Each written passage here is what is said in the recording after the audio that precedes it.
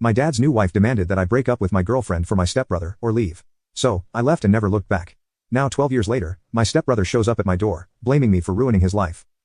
I, 32M, have been no contact with my dad's family for the last 12 years, and it all stems from his remarriage. My parents split up when I was about 10 or so because they fell out of love. At the age of 32, I understand what that means. I was kind of shocked and heartbroken about it as a kid. Due to that, I ended up lashing out at my parents a lot, and we went to family counseling together. However, it really only felt like my mom was the one putting in efforts to understand my point of view, POV, while dad had a hard stance of accepting life as it comes to you. Because of that, I was much closer to my mom than my dad and only ever stayed with him for a few months at a time. However, when I was 14, mom passed away in an accident, and I was forced to move in with dad. Those days were probably the worst time of my life, and it felt even worse because I was basically the only one grieving. My dad had been dating a woman named Beth, female, 49, for a few years, and they had gotten engaged around the same time as mom's passing. Dad prioritized his future with Beth over respecting mom and their shared past, and thus never showed any outward signs of sadness or grief, making me feel even more isolated as a teenager. Beth was also a handful during this time. Since I was an unexpected arrival in their household, she expected me to play by her rules, and also tried to take over as the maternal figure for me.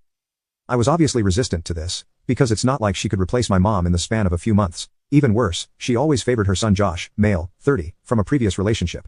In classic overbearing parent style, she tried to meddle and get him a better spot on the football team, a better part in the school play, and all that jazz. Josh, to his credit, usually called his mom out for all of this behavior, but she still acted like a smother regardless. No matter how red-faced he got by her antics, he still reaped the benefits that his mom's string-pulling provided.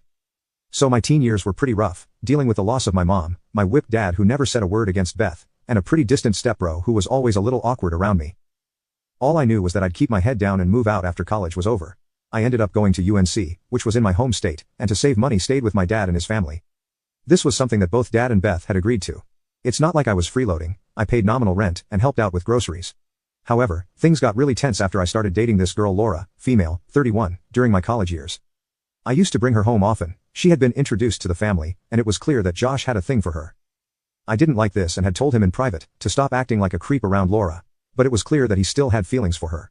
Now, I thought it was just a crush and that it would pass, but this dude had fallen hard, he was dropping his grades in school, messing up his SE prep, and just acting like a lovesick puppy in general.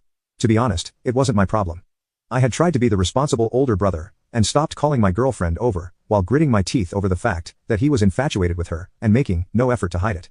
He didn't get it though, and he probably didn't want to.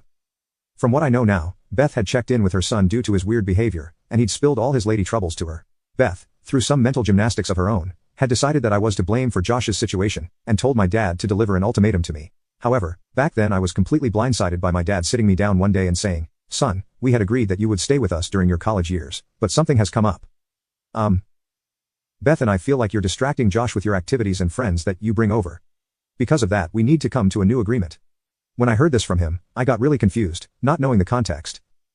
I thought he might have been referring to my friends who came over to play games on my Wii every now and then, or perhaps I was being too loud at night with music. I had no idea what he meant, so I asked him, "What do you mean, Dad? Are my friends being a bad influence on Josh? I swear we haven't taught him anything wrong. Most of the time we stay out of each other's way."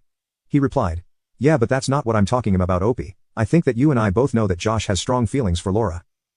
What we were thinking, maybe you could break up with her to keep peace in the family." I laughed out loud when I heard this. It was by far the dumbest thing I'd ever heard in my life. Still chuckling, I went, "Sure, Dad. Why don't I break up an amazing relationship, because your kid doesn't know how to take no for an answer? I've already told him tons of times that he makes Laura uncomfortable, and I barely bring her over anymore. What is the problem anyway?" I knew he was beating around the bush, but I was starting to realize that Josh had gone all gung-ho with the, "if I can't have her, nobody can." Beth had probably asked Dad to talk to me about it to appease her son, and also make sure he doesn't waste any more time over this girl. I have no clue how they expected me to roll over on this though. It blew up into a huge fight, and I ended up choosing to stick with Laura, and move out of the house. One day I packed my bags and left, changing my cell number in the process too. I crashed at a friend's place for a few days, and eventually moved in with my girlfriend. Thankfully I was in college on scholarship. My main struggles came from paying for rent and utilities, but I hustled and worked nights to make it happen. At this point all bridges had been burned with my family. The only people I consider family currently are a few relatives on my mom's side. It's been 12 years since then, and guess what? Laura and I got married. Both of us are quite comfortable in our jobs and lives. In fact, we bought our first house together, and are trying for a baby. I genuinely think leaving my toxic family behind was the best decision I've made. However, a couple of days ago someone showed up at my doorstep. And that made me spiral back into thinking about my past a little. Josh somehow found out where I lived and came over one day saying that he needed to talk to me. I was too shocked to really react and silently let him in. After he made himself comfortable, we caught up a little. Although he already knew the general gist of my life, because he had apparently found out through social media, then he told me the real reason he was here. He explained many things about his infatuation with Laura, including his mom's involvement.